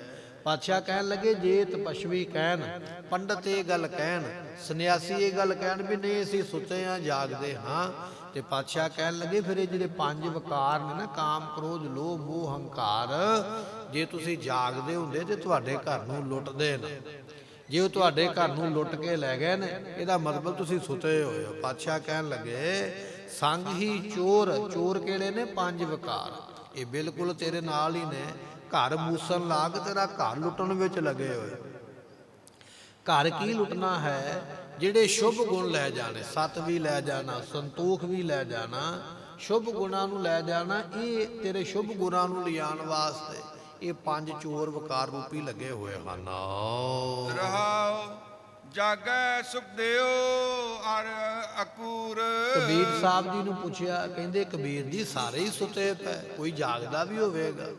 ਕਬੀਰ ਸਾਹਿਬ ਜੀ ਕਹਿੰਦੇ ਹਾਂ, ਜਿਹੜਾ ਸੁਖਦੇਵ ਮੁਨੀ ਹੈ ਨਾ ਉਹ ਜਾਗਿਆ। ਕਿਵੇਂ ਜਾਗਿਆ? ਉਹਦੀ ਬਾਬਤ ਇੱਕ ਕਹਾਣੀ ਆਉਂਦੀ ਹੈ, ਬੜਾ ਲੰਮਾ ਇਤਿਹਾਸ ਹੈ, ਆਪਾਂ ਥੋੜੇ ਜਿਹੇ ਸ਼ਬਦਾਂ ਵਿੱਚ ਹੀ ਸਰਵਣ ਕਰਾਂਗੇ ਤਾਂ ਕਿ ਸੁਖਦੇਵ ਦਾ ਸਾਨੂੰ ਪਤਾ ਲੱਗੇ ਵੀ ਇਹ ਕੌਣ ਹੈ। ਇੱਕ ਵਾਰੀ ਨਾਰਦ ਮੁਨੀ ਨੇ ਆਖਿਆ ਸੀਗਾ ਪਾਰਵਤੀ ਨੂੰ ਵੀ ਸ਼ਿਵ ਜੀ ਨੂੰ ਇਹ ਗੱਲ ਪੁੱਛ ਵੀ ਤੇਰੇ ਗਲ ਵਿੱਚ ਜਿਹੜੀ ਮਾਲਾ ਹੈ ਇਹ ਮਾਲਾ ਕਾਹਦੀ ਪਾਈ ਹੋਈ? ਤੇ ਪਾਰਵਤੀ ਨੇ ਪੁੱਛਿਆ ਤੇ ਸ਼ਿਵ ਜੀ ਕਹਿਣ ਲੱਗਾ ਵੀ ਪਾਰਵਤੀਏ ਇਹ ਤੇਰੇ ਸਿਰਾਂ ਦੀ ਮਾਲਾ, ਜੋ ਤੂੰ ਮਰ ਜਾਂਦੀ ਤੇਰੇ ਸਿਰ ਨੂੰ ਵੱਢ ਕੇ ਮਾਲਾ ਬਣਾਈ। ਤੇ ਉਸ ਵੇਲੇ ਪੁੱਛਿਆ, ਕਹਿੰਦੇ ਜੀ ਫਿਰ ਮੇਰੀ ਵੀ ਉਮਰਾਂ ਲੰਮੀ ਕਰੋ ਨਾ, ਮੈਂ ਵੀ ਤੁਹਾਡੇ ਨਾਲ ਹੀ ਰਵਾਂ, ਨਾ ਇਹ ਮਾਲਾ ਬਣੇ ਹੀ ਨਾ। ਕਹਿਣ ਲੱਗੇ ਫਿਰ ਤੈਨੂੰ ਅਮਰ ਕਥਾ ਸੁਣਾਉਣੀ ਪਵੇਗੀ, ਅਮਰ ਕਥਾ ਸੁਣ ਲਵੇਂਗੀ ਤੇ ਫਿਰ ਤੂੰ ਅਮਰ ਹੋ ਜਾਏਂਗੀ। ਫਿਰ ਸੁਣਾਓ ਮੈਨੂੰ ਕਥਾ। ਉਥੇ ਇਤਿਹਾਸ ਵਿੱਚ ਬਚਨ ਆਉਂਦਾ ਵੀ ਇੱਕ ਅਮਰਨਾਥ ਦੀ ਗੁਫਾ, ਪਹਿਲਾਂ ਇੱਥੇ ਸੁਣਾਉਣ ਲੱਗੇ, ਕਹਿੰਦੇ ਵੀ ਨਹੀਂ ਇਹ ਠੀਕ ਨਹੀਂ ਹੈ, ਥੋੜੀ ਬਹੁਤੀ ਸੁਣਾਈ ਜਾਂ ਆਪਾਂ ਕਹਿ ਸਕਦੇ ਹਾਂ ਮੁਕੰਮਲ ਨਾ ਹੋਏ। ਸਮੁੰਦਰ ਦੇ ਕੰਢੇ ਤੇ ਚਲੇ ਗਿਆ, ਥੋੜੀ ਬਹੁਤੀ ਸੁਣਾਈ, ਕਹਿੰਦੇ ਮੁਕੰਮਲ ਨਹੀਂ ਹੋਈ। ਇੱਕ ਸਵੇਤਦੀਪ ਨਾਮ ਦੀ ਜਗ੍ਹਾ, ਉੱਥੇ ਜਾ ਕੇ ਸੁਣਾਉਣ ਲੱਗੇ, ਤਾੜੀ ਮਾਰੀ ਆਪਣੇ ਹੱਥਾਂ ਦੇ ਨਾਲ ਵੀ ਜਿੰਨੇ ਪੰਛੀ ਨੇ ਉਹ ਸਾਰੇ ਉੱਡ ਜਾਣ, ਤੇ ਜੇ ਕੋਈ ਬਿਮਾਰ ਹੈ ਤੇ ਉਹ ਤੰਦਰੁਸਤ ਹੋ ਜਾਵੇ। ਦੂਜੀ ਤਾੜੀ ਮਾਰੀ, ਜਿਹੜੇ ਬਿਮਾਰ ਤੋਂ ਤੰਦਰੁਸਤ ਹੋਏ ਉਹ ਉੱਡ ਗਏ। ਇਸ ਤਰ੍ਹਾਂ ਵੇਖਿਆ ਵੀ ਹੁਣ ਕੋਈ ਨਹੀਂ ਹੈ, ਹੁਣ ਮੈਂ ਅਮਰ ਕਥਾ ਸੁਣਾਵਾਂਗਾ। ਗੁਰਮੁਖੋ ਇੱਥੇ ਇੱਕ ਆਂਡਾ ਪਿਆ ਹੋਇਆ ਤੋਤੇ ਦਾ, ਤੋਤਾ ਤੇ ਮੈਨਾ ਦਾ ਆਂਡਾ, ਖਰਾਬ ਆਂਡਾ ਪਿਆ ਹੋਇਆ। ਪਹਿਲੀ ਤਾੜੀ ਮਾਰੀ ਤੇ ਉਹ ਆਂਡਾ ਠੀਕ ਹੋ ਗਿਆ, ਦੂਜੀ ਤਾੜੀ ਮਾਰੀ ਤੇ ਉਹਦੇ ਵਿੱਚੋਂ ਨਿੱਕਾ ਜਿਹਾ ਬੱਚਾ ਨਿਕਲ ਆਇਆ। ਅੱਖਾਂ ਬੰਦ ਕਰਕੇ ਕਥਾ ਸੁਣਾਉਂਦਾ, ਪਾਰਵਤੀ ਸੁਣਦੀ ਪਈ ਹੈ, ਸੁਣਦਿਆਂ ਸੁਣਦਿਆਂ ਸੌਂ ਗਈ ਤੇ ਤੋਤਾ ਅੱਗੋਂ ਹੰਗਾਰਾ ਭਰੀ ਗਿਆ। ਜਦੋਂ ਅੱਖਾਂ ਖੋਲੀਆਂ ਤੇ ਵੇਖਦਾ ਪਿਆ ਵੀ ਇਹ ਤੇ ਸੁੱਤੀ ਪਈ ਤੇ ਹੰਗਾਰਾ ਕੌਣ ਭਰਦਾ, ਵੇਖਿਆ ਤੋਤੇ ਦਾ ਬੱਚਾ। ਇਹਨੇ ਮੇਰੀ ਕਥਾ ਸੁਣ ਲਈ ਹੈ, ਇਹਨੂੰ ਤੇ ਮੈਂ ਮਾਰ ਹੀ ਦੇਵਾਂਗਾ। ਤਰਸ਼ੂਲ ਚੁੱਕ ਕੇ ਮਗਰੀ ਦੌੜ ਪਿਆ। ਕੋਈ ਕਥਾ ਸੁਣੇ ਉਹਨੂੰ ਮਾਰਨ ਵਾਸਤੇ ਤੁਰ ਪੈਂਦੇ ਦੇਵਤੇ। ਗੁਰੂ ਕਿਉਂ ਸਿੱਖੋ, ਸ਼ੁਕਰਾਨਾ ਕਰਿਆ ਕਰੋ ਗੁਰੂ ਨਾਨਕ ਸਾਹਿਬ ਦਾ ਵੀ ਤੁਸੀਂ ਕਥਾ ਸੁਣਨ ਆਉਂਦੇ, ਤੁਹਾਨੂੰ ਕੋਈ ਮਾਰਨ ਨਹੀਂ ਪੈਂਦਾ, ਸਗੋਂ ਤੁਹਾਡਾ ਇੱਜ਼ਤ ਬਣਦੀ, ਮਾਣ ਬਣਦਾ, ਸਤਿਕਾਰ ਬਣਦਾ ਹੈ। ਗੁਰੂ ਦੇ ਘਰ ਦੀ ਵਡਿਆਈ ਹੈ। ਕਹੋ ਨਾਨਕ ਸਭ ਤੇਰੀ ਵਡਿਆਈ, ਕੋਈ ਨਾਉ ਨਾ ਜਾਣੈ। ਇਹ ਵਡਿਆਈਆਂ ਗੁਰੂ ਨਾਨਕ ਦੇ ਘਰ ਦੀ। ਉਹਨਾਂ ਸਮਿਆਂ ਵਿੱਚ ਜੇ ਕੋਈ ਸੁਣ ਲਵੇ ਤੇ ਕਹਿੰਦੇ ਵੀ ਇਹਨੂੰ ਜਿਉਂਦਾ ਨਹੀਂ ਛੱਡਣਾ, ਮਾਰ ਦਿਓ, ਸੋਹਣੀ ਕਿਉਂ ਲਈ ਹੈ। ਰੋਹ ਵਿਚਾਰ ਤਰਸ਼ੂਲ ਚੁੱਕ ਕੇ ਮਗਰ ਦੌੜਿਆ, ਤੋਤਾ ਅੱਗੇ ਭੱਜ ਪਿਆ। ਅੱਗੇ ਕਹਿਣ ਲੱਗੇ, ਵਿਆਸ ਨਾਮ ਦਾ ਜਿਹੜਾ ਰਿਖੀ ਹੈ ਨਾ, ਬੜਾ ਵੱਡਾ ਮਹਾਤਮਾ ਹੋਇਆ, ਜਿਹਨੇ ਇਸ ਤਰ੍ਹਾਂ 4 ਵੇਦ ਲਿਖੇ। ਉਹਦੀ ਘਰਵਾਲੀ ਬੈਠੀ ਹੈ, ਉਬਾਸੀ ਲੈਂਦੀ ਪਈ ਹੈ, ਤੇ ਤੋਤੇ ਨੇ ਨਿੱਕਾ ਜਿਹਾ ਰੂਪ ਬਣਾਇਆ ਤੇ ਉਹਦੇ ਅੰਦਰ ਚਲਾ ਗਿਆ। ਤੇ ਸ਼ਿਵ ਜੀ ਬਾਹਰ ਬੈਠ ਗਿਆ ਵੀ ਮੈਂ ਜਦੋਂ ਇਹ ਬਾਹਰ ਨਿਕਲੇਗਾ ਤੇ ਇਹਨੂੰ ਮਾਰ ਹੀ ਦੇਣਾ। 12 ਸਾਲ ਬੈਠਾ ਰਿਹਾ, ਉਹ ਬਾਹਰ ਨਹੀਂ ਆਇਆ। ਨਾਰਦ ਨੇ ਪੁੱਛਿਆ ਵੀ ਸ਼ਿਵ ਜੀ ਆਏ ਕੀ ਕਰਦਾ ਪਿਆ? ਕਹਿੰਦਾ ਜੀ ਇਹਨੇ ਮੇਰੀ ਕਥਾ ਸੁਣ ਲਈ ਹੈ, ਬਾਹਰ ਨਿਕਲੇਗਾ ਤੇ ਮੈਂ ਮਾਰਾਂਗਾ। ਕਹਿੰਦੇ ਤੇਰੀ ਕਥਾ ਸੁਣੇ ਤੇ ਉਹਨੂੰ ਕੀ ਹੁੰਦਾ? ਕਹਿੰਦੇ ਜੀ ਉਹ ਜਿਹੜਾ ਕਥਾ ਸੁਣ ਲਵੇ ਅਮਰ ਹੋ ਜਾਂਦਾ। ਕਹਿੰਦੇ ਜੇ ਅਮਰ ਹੋ ਜਾਂਦਾ ਫਿਰ ਇਹ ਕਿਵੇਂ ਮਰੇਗਾ? ਗੱਲ ਚੰਗੀ ਹੈ, ਕਥਾ ਸੁਣ ਲਈ ਅਮਰ ਹੋ ਗਿਆ, ਮਰੇਗਾ ਥੋੜ੍ਹੀ। ਉੱਠ ਕੇ ਆਪ ਆ ਗਿਆ। ਦੇਵਤਿਆਂ ਨੇ ਫਰਿਆਦ ਕੀਤੀ, ਬੱਚੇ ਦਾ ਜਨਮ ਲੈਣ ਦਾ ਸਮਾਂ ਵੱਖਰੀਆਂ ਵੱਖਰੀਆਂ ਜੂਨਾਂ ਦਾ ਵੱਖਰਾ ਵੱਖਰਾ ਹੈ। ਹਥਨੀ ਬੱਚੇ ਨੂੰ ਜਨਮ ਦੇਵੇ ਤੇ ਉਹਦਾ ਵੱਖਰਾ ਸਮਾਂ, ਘੋੜਾ ਜਨਮ ਦੇਵੇ ਘੋੜੀ ਤੇ ਉਹਦਾ ਵੱਖਰਾ ਸਮਾਂ। ਇਸੇ ਤਰ੍ਹਾਂ ਮਨੁੱਖ ਦੇ ਘਰ ਬੱਚਾ ਪੈਦਾ ਹੋਵੇ ਉਹਦਾ ਇੱਕ ਵੱਖਰਾ ਸਮਾਂ ਹੈ। ਪਰ ਕਹਿਣ ਲੱਗੇ ਵੀ ਇਸ ਸੁਖਦੇਵ ਨੇ 12 ਸਾਲ ਜਨਮ ਨਾ ਲਿਆ। ਉਸ ਵੇਲੇ ਪੁੱਛਿਆ ਕਿ ਵੀ ਜਨਮ ਨਹੀਂ ਲੈਂਦਾ? ਕਹਿੰਦੇ ਜੀ ਬਾਹਰ ਬੜੀ ਮਾਇਆ ਪ੍ਰਬਲ ਹੈ, ਮੈਂ ਜਨਮ ਲਵਾਂਗਾ ਤੇ ਮਾਇਆ ਚਿੰਬੜ ਜਾਣੀ ਹੈ। ਆਪਣੀ ਮਾਇਆ ਨੂੰ ਰੋਕ ਲਵੋ ਫਿਰ ਜਨਮ ਲਵਾਂਗਾ। ਇੱਕ ਛਿਣ ਵਾਸਤੇ ਕਿਤੇ ਮਾਇਆ ਰੋਕੀ ਤੇ ਉਸ ਵੇਲੇ ਸੁਖਦੇਵ ਦਾ ਜਨਮ ਹੋਇਆ। ਪੂਰੀ ਧਰਤੀ ਤੇ ਇੱਕ ਛਿਣ ਦੇ ਵਿੱਚ 84 ਬੱਚੇ ਪੈਦਾ ਹੋਏ ਤੇ 84 ਦੇ 84 ਨਾਲ ਸਿੱਧ ਬਣੇ। ਉਹ ਸਿੱਧ ਐਵੇਂ ਨਹੀਂ ਬਣੇ, ਉਸੇ ਸਮੇਂ ਪੈਦਾ ਹੋਏ ਜਦੋਂ ਸੁਖਦੇਵ ਪੈਦਾ ਹੋਇਆ। ਇਹਦਾ ਬਾਪ ਇਹਦੇ ਨਾਲ ਮੋਹ ਕਰਿਆ ਕਰੇ ਵੀ ਮੇਰਾ ਪੁੱਤਰ ਹੈ ਤੇ ਉਪਦੇ। ਹੁਣ ਵਿਆਸ ਰਿਖੀ ਬੜਾ ਵੱਡਾ ਰਿਖੀ ਹੈ, ਉਹ ਉਪਦੇਸ਼ ਦਿਆ ਕਰੇ, ਇਹਨੂੰ ਆਵਾਜ਼ ਮਾਰਿਆ ਕਰੇ, ਪੁੱਤਰ ਸੁਖਦੇਵ ਇੱਧਰ ਆ, ਤੈਨੂੰ ਮੈਂ ਉਪਦੇਸ਼ ਦੇਵਾਂ। ਇਹ ਆਖੇ ਬਾਪੂ ਮੈਨੂੰ ਆਵਾਜ਼ ਨਾ ਮਾਰਿਆ ਕਰ, ਤੂੰ ਤੇ ਮੇਰੇ ਨਾਲ ਮੋਹ ਕਰਦਾ ਤੇ ਮੋਹ ਕਰਕੇ ਤੇ ਮੈਂ ਪਹਿਲਾਂ ਕਈ ਜਨਮ ਲਏ ਹੋਏ ਨੇ, ਤੇ ਜੇ ਤੂੰ ਅਜੇ ਵੀ ਮੇਰੇ ਨਾਲ ਮੋਹ ਦੀ ਪ੍ਰੀਤੀ ਪਾ ਛੱਡੀ ਤੇ ਮੈਂ ਜਨਮਾਂ 'ਚੋਂ ਕਿਵੇਂ ਮੁਕਤ ਹੋਣਾ? ਮੈਨੂੰ 100 ਜਨਮਾਂ ਦਾ ਗਿਆਨ ਹੈ, ਤੂੰ ਮੇਰੇ ਨਾਲ ਮੋਹ ਕਰਦਾ, ਮੋਹ ਨਾ ਕਰਿਆ ਕਰ। ਜਦੋਂ ਕੋਈ ਉਪਦੇਸ਼ ਦੇਣਾ ਵਿਆਸ ਜੀ ਨੇ, ਇਹਨੇ ਪਹਿਲਾਂ ਹੀ ਕਹਿਣਾ ਹਾਂ ਇਹ ਤੇ ਮੈਨੂੰ ਪਹਿਲਾਂ ਹੀ ਪਤਾ, ਤੂੰ ਨਵੀਂ ਗੱਲ ਸੁਣਾ। ਜਦੋਂ ਕੋਈ ਨਵਾਂ ਉਪਦੇਸ਼ ਦੇਣਾ ਬਾਪ ਨੇ, ਫਿਰ ਉਹਨੇ ਕਹਿਣਾ ਵੀ ਇਹ ਤੇ ਮੈਨੂੰ ਪਹਿਲਾਂ ਹੀ ਪਤਾ। ਵਿਆਸ ਜੀ ਨੇ ਵੇਖਿਆ ਵੀ ਇਹ ਮੈਨੂੰ ਆਪਣਾ ਬਾਪ ਹੀ ਜਾਣਦਾ, ਵੀ ਇਹਨੇ ਮੇਰੀ ਗੱਲ ਨਹੀਂ ਮੰਨਣੀ ਹੈ, ਇਹਨੂੰ ਬਾਹਰ ਕਿਸੇ ਚੰਗੇ ਉਸਤਾਦ ਕੋਲ ਭੇਜਣਾ ਚਾਹੀਦਾ, ਬਾਹਰੋਂ ਸਿੱਖ ਕੇ ਆਵੇਗਾ, ਘਰੋਂ ਨਹੀਂ ਸਿੱਖਿਆ ਜਾ। ਬਾਹਰ ਭੇਜ ਦਿੱਤਾ ਜਨਕ ਜੀਆਂ ਦੇ ਕੋਲ ਉਪਦੇਸ਼ ਲੈਣ ਵਾਸਤੇ। ਜਦੋਂ ਪਹੁੰਚਿਆ ਤੇ ਉੱਥੇ ਕਹਿੰਦੇ ਨਿਰਤਕਾਰੀ ਹੁੰਦੀ ਪਈ ਹੈ, ਕੁਝ ਨਿਰਤੀਆਂ ਨੱਚਦੀਆਂ ਪਈਆਂ ਤੇ ਰਾਜਾ ਵੇਖਦਾ ਪਿਆ, ਸਭਾ ਲੱਗੀ। ਸੁਖਦੇਵ ਜਦੋਂ ਪਹੁੰਚਿਆ ਤੇ ਮਨ ਵਿੱਚ ਹੰਕਾਰ ਆਇਆ, ਕਹਿਣ ਲੱਗਾ ਮੈਂ ਸੰਨਿਆਸੀ ਜੰਗਲ 'ਚ ਰਹਿਣ ਵਾਲਾ, ਇਹ ਰਾਜਾ ਇਹ ਨਾਚ ਵੇਖਦਾ ਪਿਆ, ਇਹਨੇ ਮੈਨੂੰ ਕੀ ਉਪਦੇਸ਼ ਦੇਣਾ ਹੈ? ਮੈਂ ਵਿਰਾਗੀ ਹੋਇਆ, ਇਹ ਗ੍ਰਸਤੀ ਹੋਇਆ। ਜਨਕ ਜੀ ਨੇ ਮਨ ਦੀ ਗੱਲ ਜਾਣ ਕੇ ਜਾਣ ਬੁੱਝ ਕੇ ਆਪਣੀ ਡਿਊਟੀ ਨੂੰ ਅੱਗ ਲਵਾਈ ਤੇ ਸਿਪਾਹੀਆਂ ਨੇ ਰੌਲਾ ਪਾਇਆ, ਜੀ ਅੱਗ ਲੱਗ ਗਈ ਹੈ। ਇਹ ਸੁਖਦੇਵ ਉੱਠ ਕੇ ਭੱਜਣ ਲੱਗਾ। ਜਨਕ ਨੇ ਪੁੱਛਿਆ ਕਿੱਥੇ ਚੱਲਿਆ? ਕਹਿੰਦਾ ਜੀ ਤੁਹਾਡੀ ਡਿਊਟੀ ਨੂੰ ਅੱਗ ਲੱਗ ਗਈ, ਮੇਰੀਆਂ ਖੜਾਵਾਂ ਪਈਆਂ ਲੱਕੜ ਦੀਆਂ, ਇੱਕ ਉੱਤੇ ਖੁੰਡੀ ਪਈ ਹੋਈ ਹੈ, ਉਹ ਵੀ ਸੜ ਜਾਣਗੇ, ਭੱਜ ਕੇ ਚੁੱਕ ਨਾ ਲਿਆਵਾਂ। ਤੇ ਜਨਕ ਜੀ ਹੱਸ ਕੇ ਕਹਿਣ ਲੱਗੇ ਵੀ ਤੂੰ ਤੇ ਆਖਦਾ ਸੀ ਵੀ ਤੂੰ ਬੜਾ ਵੱਡਾ ਸੰਨਿਆਸੀ ਹੈ, ਤੇਰੇ ਤੇ ਮਨ ਦੇ ਵਿੱਚੋਂ ਅਜੇ ਖੜਾਵਾਂ ਦਾ ਮੋਹ ਨਹੀਂ ਛੁੱਟਿਆ ਤੇ ਤੂੰ ਦੁਨੀਆ ਦਾ ਮੋਹ ਕੀ ਛੱਡ ਲੈਣਾ? ਮੇਰੀ ਡਿਊਟੀ ਨੂੰ ਅੱਗ ਲੱਗੀ, ਮੈਂ ਬੈਠਾ ਹੋਇਆ, ਮੈਂ ਨਹੀਂ ਭੱਜਿਆ। ਫਿਰ ਗ੍ਰਸਤੀ ਮੈਂ ਆ ਕਿ ਤੂੰ ਹੈ, ਮੇਰੇ ਇੰਨਾ ਨੁਕਸਾਨ ਹੋ ਗਿਆ, ਮੈਂ ਬੈਠਾ, ਤੇਰੀਆਂ 2 ਪੈਸੇ ਦੀਆਂ ਖੜਾਵਾਂ ਤੂੰ ਭੱਜ ਪਿਆ। ਜਦੋਂ ਇਹ ਚੋਟ ਵੱਜੀ ਨਾ ਮਨ ਤੇ, ਸਮਝ ਆਈ ਵੀ ਮੈਂ ਹੰਕਾਰ ਕਰ ਲਿਆ ਤੇ ਇਹਨਾਂ ਨੇ ਜਾਣ ਲਿਆ। ਸੁਖਦੇਵ ਨੇ ਫਿਰ ਸਵਾਲ ਕੀਤਾ, ਕਹਿੰਦਾ ਮਹਾਰਾਜ ਵੀ ਮਨ ਕਿਵੇਂ ਰੋਕੀਦਾ, ਉਪਦੇਸ਼ ਦਿਓ। ਜਨਕ ਜੀ ਕਹਿਣ ਲੱਗੇ ਉਪਦੇਸ਼ ਬਾਅਦ ਵਿੱਚ ਦੇਵਾਂਗੇ, ਪਹਿਲਾਂ ਸਾਡਾ ਇਹ ਕੰਮ ਕਰ। ਕਹਿੰਦਾ ਹੁਕਮ ਕਰੋ। ਗੁਰਮੁਖੋ ਉੱਥੇ ਬਚਨ ਇੱਕ ਇਹ ਆਉਂਦਾ ਵੀ ਥਾਲੀ ਦੇ ਵਿੱਚ ਤੇਲ ਪਾ ਕੇ ਨਾ, ਥਾਲੀ ਭਰ ਕੇ ਤੇ ਸੁਖਦੇਵ ਦੇ ਹੱਥਾਂ ਵਿੱਚ ਫੜਾ ਕੇ ਆਖਿਆ ਵੀ ਪੂਰੇ ਸ਼ਹਿਰ ਦਾ ਗੇੜਾ ਕੱਢ ਗਿਆ।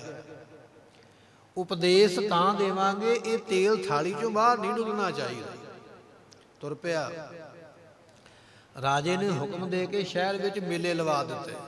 ਕਿਤੇ ਕੋਈ ਨੱਚਦਾ ਪਿਆ, ਕਿਤੇ ਕੋਈ ਗਾਉਂਦਾ ਪਿਆ, ਕਿਤੇ ਕੋਈ ਖੇਡਾਂ ਹੁੰਦੀਆਂ ਪਈਆਂ। ਸੁਖਦੇਵ ਨੂੰ ਕੋਈ ਮੋਢਾ ਮਾਰ ਜਾਂਦਾ, ਕੋਈ ਨਾਲ ਦੀ ਖਹਿ ਕੇ ਲੰਘ ਜਾਂਦਾ, ਕੋਈ ਗੀਤ ਸੁਣਾ ਕੇ ਜਾਂਦਾ। ਇਹਦਾ ਧਿਆਨ ਥਾਲੀ ਵਿੱਚ ਹੈ ਵੀ ਤੇਲ ਨਾ ਡੁੱਲੇ, ਤੇ ਗੇੜਾ ਕੱਢ ਕੇ ਵਾਪਸ ਆਇਆ। ਤੇ ਉਸ ਵੇਲੇ ਪੁੱਛਿਆ ਜਨਕ ਜੀ ਨੇ, ਕਹਿੰਦੇ ਤੇਲ ਡੁੱਲਿਆ ਤੇ ਨਹੀਂ? ਕਹਿੰਦਾ ਨਾ ਮਹਾਰਾਜ, ਇੱਕ ਬੂੰਦ ਨਹੀਂ ਡੁੱਲਿਆ। ਕਹਿੰਦੇ ਫਿਰ ਸ਼ਹਿਰ ਦਾ ਹਾਲ ਸੁਣਾ ਵੀ ਸ਼ਹਿਰ ਵਿੱਚ ਕੀ ਹੋ ਰਿਹਾ? ਕਹਿੰਦਾ ਮਹਾਰਾਜ ਸ਼ਹਿਰ ਵੱਲ ਤੇ ਵੇਖਿਆ ਹੀ ਨਹੀਂ, ਸ਼ਹਿਰ ਵੱਲ ਵੇਖਦਾ ਤੇ ਤੇਲ ਡੁੱਲ ਜਾਣਾ ਹੈ। ਮੇਰਾ ਧਿਆਨ ਤੇ ਤੇਲ ਵਿੱਚ ਰਿਹਾ, ਮੈਂ ਨਹੀਂ ਵੇਖਿਆ ਵੀ ਕਿਤੇ ਮੇਲਾ ਲੱਗਾ ਤੇ ਕਿਤੇ ਕੋਈ ਗਾਉਂਦਾ ਪਿਆ, ਕਿਤੇ ਕੋਈ ਵਜਾਉਂਦਾ ਪਿਆ, ਮੈਂ ਤੇ ਕਿਸੇ ਦੀ ਗੱਲ ਨਹੀਂ ਸੁਣੀ।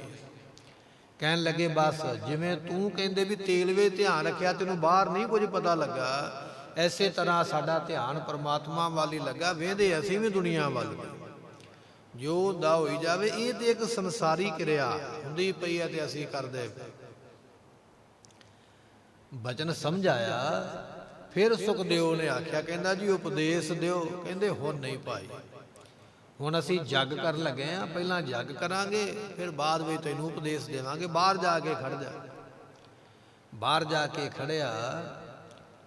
ਜਨਕ ਜੀਆਂ ਨੇ ਜੱਗ ਕੀਤਾ। 12 ਸਾਲ ਜੱਗ ਚੱਲਦਾ ਰਿਹਾ, ਲੋਕ ਆਉਂਦੇ ਰਹੇ, ਪ੍ਰਸ਼ਾਦਾ ਛਕਦੇ ਰਹੇ। ਜਦੋਂ ਪ੍ਰਸ਼ਾਦਾ ਛਕਣਾ ਤੇ ਪਤਲਾਂ ਥੱਲੇ ਸੁੱਟਣੀਆਂ, ਤੇ ਪਤਲਾਂ ਜਾ ਕੇ ਇਹਦੇ ਸਿਰ ਵਿੱਚ ਡਿੱਗਣੀਆਂ। ਉੱਥੇ ਖਲੋਤਾ ਰਿਹਾ, ਹਿੱਲਿਆ ਨਹੀਂ। 12 ਸਾਲ ਪਤਲਾਂ ਡਿੱਗਦੀਆਂ ਰਹੀਆਂ, ਜੂਠ ਸਿਰ ਵਿੱਚ ਪੈਂਦੀ ਰਹੀ। 12 ਸਾਲ ਖਲੋਤਾ ਰਿਹਾ ਪਤਲਾਂ ਦੇ ਥੱਲੇ। ਪਹਿਲਾਂ ਲੋਕ ਕੇਲੇ ਦੇ ਪੱਤਿਆਂ ਦੇ ਉੱਪਰ ਪਾ ਕੇ ਭੋਜਨ ਛਕਦੇ ਸਨ ਉਹਨਾਂ ਸਮਿਆਂ, ਤੇ ਉਹ ਪਤਲਾਂ ਦੇ ਥੱਲੇ ਆ ਗਿਆ। 12 ਸਾਲਾਂ ਬਾਅਦ ਜਾ ਕੇ ਪੁੱਛਿਆ, ਕਹਿੰਦੇ ਇੱਥੇ ਸੁਖਦੇਵ ਸੀਗਾ? ਕਹਿੰਦੇ ਜੀ ਉਹ ਪੱਤਿਆਂ ਥੱਲੇ ਬੈਠਾ ਉਹਨੂੰ ਪੱਤਿਆਂ ਥੱਲੋਂ ਕੱਢਿਆ। ਕਹਿੰਦੇ ਹੁਣ ਸੁਣਾ, ਮਨ ਡੋਲਦਾ ਕਿ ਟਿਕਿਆ? ਕਹਿੰਦੇ ਜੀ ਹੁਣ ਤੇ ਨਹੀਂ ਡੋਲਦਾ, ਹੁਣ ਤੇ ਤੁਹਾਡੇ ਦੀ ਸ਼ਰਧਾ, ਕਿਰਪਾ ਕਰੋ ਉਪਦੇਸ਼ ਦਿਓ। ਫਿਰ ਜਨਕ ਜੀਆਂ ਨੇ ਉਪਦੇਸ਼ ਦਿੱਤਾ ਤੇ ਸੁਖਦੇਵ ਦਾ ਭਲਾ ਹੋਇਆ। ਮਹਾਰਾਜ ਬਚਨ ਕਰਦੇ, ਕਹਿਣ ਲੱਗੇ ਜਾਗੈ ਸੁਖਦੇਵ। ਇਹ ਸੁਖਦੇਵ ਨਾਮ ਦਾ ਜਿਹੜਾ ਰਿਸ਼ੀ ਸੀਗਾ, ਇਸ ਤਰ੍ਹਾਂ ਜਾਗਿਆ। ਫਿਰ ਇੰਨੀ ਕਠਿਨ ਮਸ਼ੱਕਤ ਕਰਕੇ ਫਿਰ ਜਾ ਕੇ ਇਸ ਨੂੰ ਧਿਆਨ ਹੋਇਆ, ਫਿਰ ਉਪਦੇਸ਼ ਦਿੱਤਾ। ਫਿਰ ਇਹ ਉਪਦੇਸ਼ ਦੀ ਕਮਾਈ ਕਰਕੇ ਤੇ ਇਹਦਾ ਭਲਾ ਹੋਇਆ।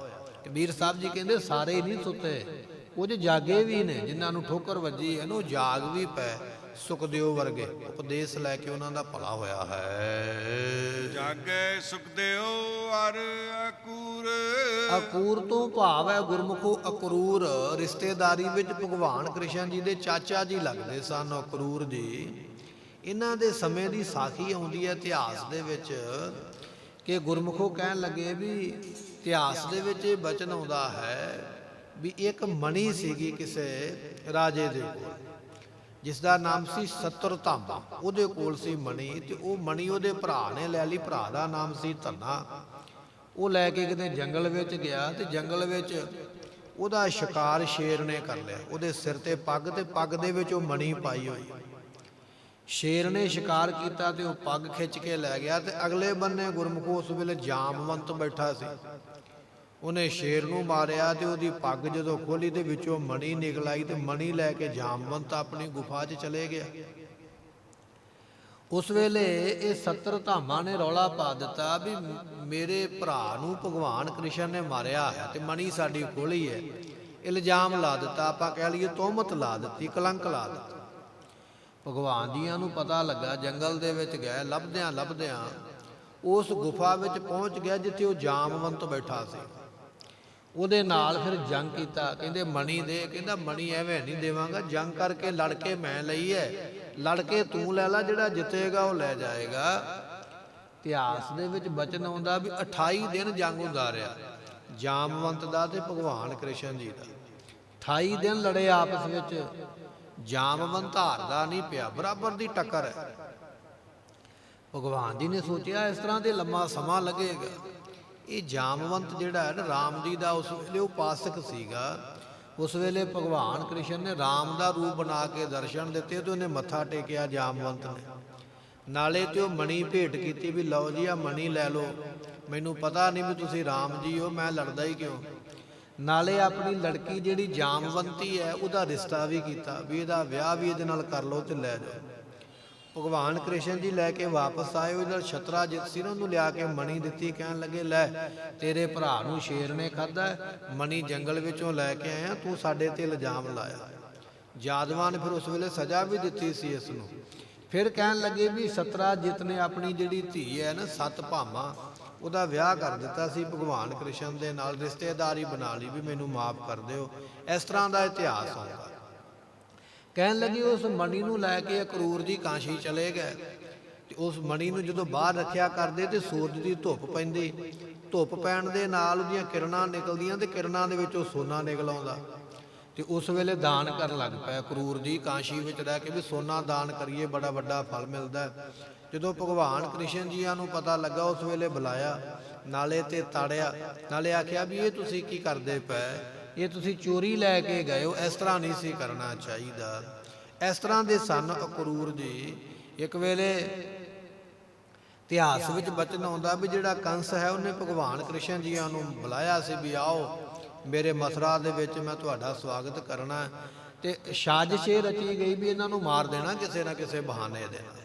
ਉਸ ਵੇਲੇ ਅਕਰੂਰ ਜੀ ਇਸ ਗੱਲ ਨੂੰ ਜਾਣਦੇ ਸਨ। ਆਪਣੀ ਫੌਜ ਨੂੰ ਗੁਪਤ ਪਹਿਰਿਆਂ ਵਿੱਚ ਲਵਾ ਦਿੱਤਾ ਵੀ ਤੁਸੀਂ ਗੁਪਤ ਰਹਿਣਾ ਤੇ ਧਿਆਨ ਰੱਖਣਾ ਵੀ ਭਗਵਾਨ ਦੇ ਵੱਲ ਕੋਈ ਵਾਰ ਨਾ ਕਰੇ।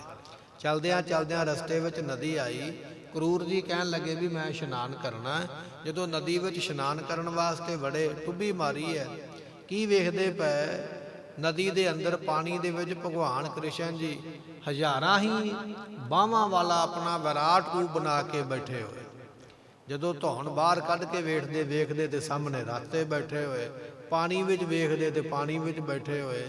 ਫਿਰ ਉਹਨਾਂ ਦਾ ਭਰਮ ਟੁੱਟ ਗਿਆ ਵੀ ਨਹੀਂ, ਮੈਂ ਇਹਨਾਂ ਦੀ ਰਾਖੀ ਨਹੀਂ ਕਰ ਸਕਦਾ, ਇਹ ਦੁਨੀਆ ਦੀ ਰਾਖੀ ਕਰਨ ਵਾਲੇ, ਇਹ ਤੇ ਦੁਨੀਆ ਬਣਾਉਣ ਵਾਲੇ, ਮੈਂ ਕਿਉਂ ਰਾਖੀ ਕਰ ਸਕਦਾ। ਇਸ ਤਰ੍ਹਾਂ ਚਰਨਾਂ ਤੇ ਢਹਿ ਪਏ ਸੀ। ਇਸ ਤਰ੍ਹਾਂ ਦੇ ਸਾਨੂੰ ਕਰੂਰ ਜੀ। ਭਗਤ ਕਬੀਰ ਸਾਹਿਬ ਜੀ ਉਹਨਾਂ ਦਾ ਨਾਮ ਲਿਖਦੇ ਪਏ, ਕਹਿਣ ਲੱਗੇ ਜਾਗੇ ਸੁਖਦੇਓ ਅਰ ਅੰਕੂਰ। ਜਿਹੜੇ ਅਕਰੂਰ ਜੀ ਨੇ, ਇਸ ਤਰ੍ਹਾਂ ਉਹਨਾਂ ਨੂੰ ਗਿਆਨ ਹੋ ਗਿਆ ਜਦੋਂ ਉਹਨਾਂ ਨੇ ਪਾਣੀ ਵਿੱਚ ਦਰਸ਼ਨ ਦਿੱਤੇ। ਇਸ ਤਰ੍ਹਾਂ ਦੇ ਭਗਤ ਜਾਗੇ ਵੀ ਨੇ ਗੁਰਮੁਖ, ਜਿਨ੍ਹਾਂ ਨੂੰ ਐਸੀ ਦਾਤ ਮਿਲੀ ਹੈ। ਹਣਵੰਤ ਜਾਗੈ ਧਰ ਲੰਕੂਰ। ਹਣਮੰਤਰ ਤੋਂ ਭਾਵ ਹੈ ਗੁਰਮੁਖੋ ਹਨੂਮਾਨ। ਹਨੂਮਾਨ ਵੀ ਜਾਗਿਆ ਰਾਮ ਨਾਮ ਦੇ ਵਿੱਚ, ਹਰ ਵੇਲੇ ਆਖਦਾ ਰਾਮ ਰਾਮ ਰਾਮ। ਐਸੀ ਅਵਸਥਾ ਹੈ, ਆਪਣੇ ਸਰੀਰ ਦੇ ਅੰਗ ਅੰਗ ਦੇ ਵਿੱਚੋਂ ਜਗਦਾ ਪਿਆ ਹੈ। ਇੱਕ ਦਿਨ ਕਿਸੇ ਰਾਜੇ ਨੇ ਆ ਕੇ ਨਾ ਮੋਤੀਆਂ ਦੀ ਮਾਲਾ ਰਾਮ ਜੀਆਂ ਨੂੰ ਭੇਟ ਕੀਤੀ। ਰਾਮ ਜੀਆਂ ਨੂੰ ਮਾਲਾ ਬੜੀ ਚੰਗੀ ਲੱਗੀ, ਉਹਨਾਂ ਨੇ ਸੀਤਾ ਨੂੰ ਦੇ ਦਿੱਤੀ ਵੀ ਲਓ ਇਹ ਤੁਸੀਂ ਮਾਲਾ ਪਾ ਲਿਆ ਕਰੋ। ਸੀਤਾ ਜੀ ਦੇ ਮਨ ਵਿੱਚ ਆਇਆ ਵੀ ਇਹ ਮਾਲਾ ਹਨੂਮਾਨ ਨੂੰ ਦੇਣੀ ਚਾਹੀਦੀ ਹੈ, ਕਿਉਂਕਿ ਉਹ ਮੈਨੂੰ ਲੰਕਾ ਚੋਂ ਲੈ ਕੇ ਆਇਆ ਤੇ ਬੜੀ ਸੇਵਾ ਕੀਤੀ ਹੈ, ਇਹ ਇਨਾਮ ਉਹਨੂੰ ਦੇਣਾ ਚਾਹੀਦਾ। ਜਦੋਂ ਉਹ ਮੋਤੀਆਂ ਦੀ ਮਾਲਾ ਹਨੂਮਾਨ ਨੂੰ ਫੜਾਈ ਤੇ ਹਨੂਮਾਨ ਦੰਦਾਂ ਵਿੱਚ ਉਸ ਇੱਕ ਮਣਕੇ ਨੂੰ ਕੱਢ ਲਿਆ ਕਰੇ ਤੇ ਤੋੜ ਕੇ ਉਹਨੂੰ ਵੇਖਿਆ ਕਰੇ ਤੇ ਫਿਰ ਥੱਲੇ ਸੁੱਟ ਦਿਆ ਕਰੇ।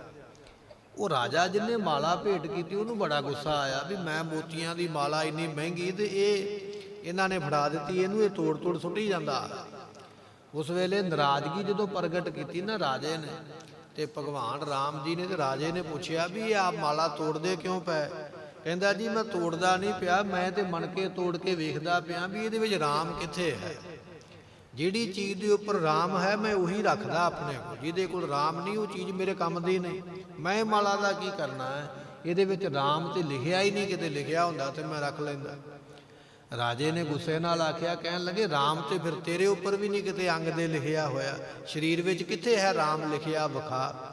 ਤੇ ਜਦੋਂ ਇਹ ਬਚਨ ਆਖਿਆ ਉਸ ਵੇਲੇ ਆਪਣੀ ਛਾਤੀ ਨੂੰ ਚੀਰ ਕੇ ਚਮੜੀ ਦੀ ਛਾਤੀ ਦੀ ਚਮੜੀ ਪਾਸੇ ਕਰਕੇ ਤੇ ਉਸ ਵੇਲੇ ਰਾਮ ਰਾਮ ਲਿਖਿਆ ਜਾਂ ਰਾਮ ਦੇ ਸਰੂਪ ਦੇ ਦਰਸ਼ਨ ਉਸ ਰਾਜੇ ਨੂੰ ਕਰਾ ਦਿੱਤੇ। ਐਸੀ ਅਵਸਥਾ ਹੈ ਗੁਰਮੁਖ ਰੋਮ ਰੋਮ ਹਰ ਧਿਆਵੈ, ਹਰ ਵੇਲੇ ਆਪਣੇ ਮੁਖੋਂ ਰਾਮ ਰਾਮ ਕਹਿੰਦੇ। ਐਸੇ ਨੇ ਹਨੂਮਾਨ। ਭਗਤ ਕਬੀਰ ਸਾਹਿਬ ਜੀ ਕਹਿੰਦੇ ਜਾਗੇ ਹਨਵੰਤ, ਹਨਵੰਤ ਕਹੀਏ ਹਨੂਮਾਨ ਵੀ ਜਾਗਿਆ। ਐਸੀ ਅਵਸਥਾ ਹੈ ਵੀ ਹਰ ਵੇਲੇ ਰਾਮ ਦੇ ਨਾਮ ਨੂੰ ਲੈਂਦਾ, ਇਹ ਵੀ ਗਿਆਨ ਅਵਸਥਾ ਵਿੱਚ ਜਾਗੇ ਹੋਏ ਹਨ। ਹਨਵੰਤ ਜਾਗੈ ਧਰ ਲੰਕੂਰ। ਲੰਕੂਰ ਤੋਂ ਭਾਵ ਹੁੰਦਾ ਗੁਰਮੁਖੋ ਪੂਛ, ਜਿਨ੍ਹਾਂ ਦੀ ਪੂਛ ਹੋਵੇ, ਤੇ ਹਨੂਮਾਨ ਦੀ ਵੀ ਤੇ ਪੂਛ ਹੀ ਹੈ ਨਾ, ਲੰਕਾ ਨੂੰ ਸਾੜ ਕੇ ਆਇਆ ਪੂਛ ਨੂੰ ਅੱਗ ਲਾ ਕੇ। ਮਹਾਰਾਜ ਕਹਿੰਦੇ ਜਾਗੇ ਭਾਈ ਗਿਆਨ ਅਵਸਥਾ ਦੇ ਵਿੱਚ ਐਸੇ ਜਿਹੜੇ ਗੁਰਮੁਖ ਨੇ, ਐਸੀ ਉਹਨਾਂ ਦੀ ਸੋ ਉਸ ਵੇਲੇ ਸੇਵਾ ਹੋਈ ਹੈ। ਰਾਮ ਦੇ ਨਾਮ ਨੂੰ ਆਪਣੇ ਅੰਦਰ ਲਿਖ ਕੇ ਬੈਠੇ ਹੋਏ ਫਿਰ ਬਖਸ਼ਦੇ ਹਨ। ਹਨਵੰਤ ਜਾਗੈ ਧਰ ਲੰਕੂਰ।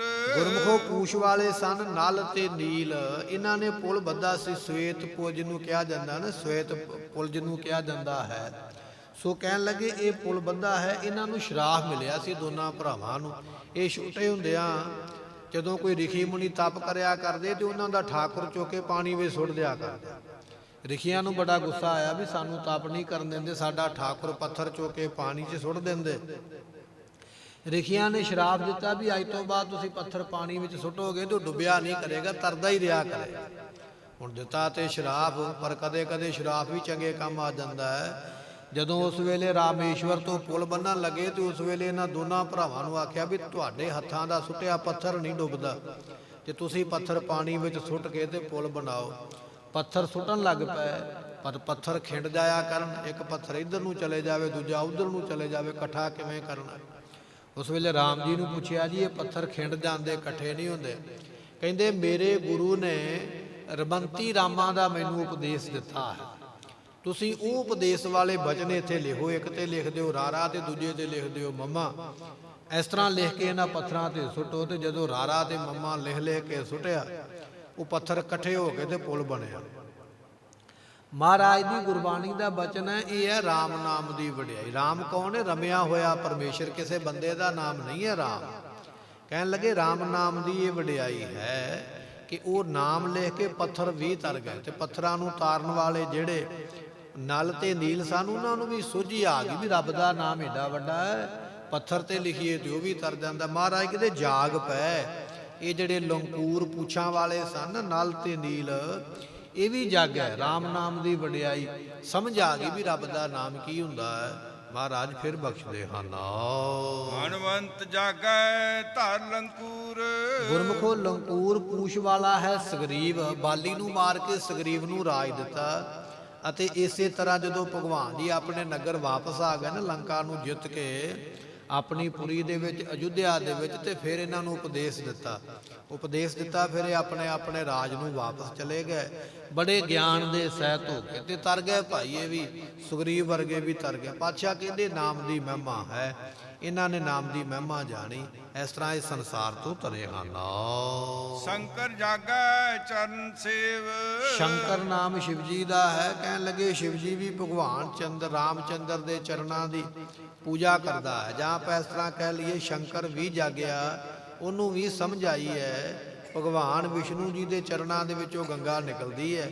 ਜਿਹੜੀ ਗੰਗਾ ਨੂੰ ਸ਼ਿਵ ਜੀ ਆਪਣੇ ਸਿਰ ਵਿੱਚ ਪਵਾਉਂਦਾ ਹੈ, ਉਹਨੂੰ ਇਹ ਸਮਝ ਆਈ ਹੈ ਵੀ ਰੱਬ ਦਾ ਨਾਮ ਕਿੱਡਾ ਵੱਡਾ ਹੈ। ਕਹਿੰਦੇ ਵੀ ਇਸ ਤਰ੍ਹਾਂ ਸ਼ੰਕਰ ਵਰਗੇ ਵੀ ਚਰਨਾਂ ਦੀ ਸੇਵਾ ਕਰਦੇ ਪਏ, ਗੰਗਾ ਆਪਣੇ ਸਿਰ ਵਿੱਚ ਪਵਾਉਂਦੇ ਪਏ। ਉਹਨਾਂ ਨੂੰ ਵੀ ਭਾਈ ਗਿਆਨ ਹੋਇਆ, ਸਮਝ ਆਈ ਹੈ ਵੀ ਰੱਬ ਦਾ ਨਾਮ ਬਹੁਤ ਵੱਡਾ ਹੈ। ਕਲ ਜਾਗੇ ਨਾਮਾ ਜੈ ਦੇਵ। ਕਲਯੁਗ ਦੇ ਵਿੱਚ ਭਗਤ ਨਾਮਦੇਵ ਜੀ ਹੋਏ ਤੇ ਭਗਤ ਜੈਦੇਵ ਜੀ ਹੋਏ, ਇਹ ਵੀ ਜਾਗੇ।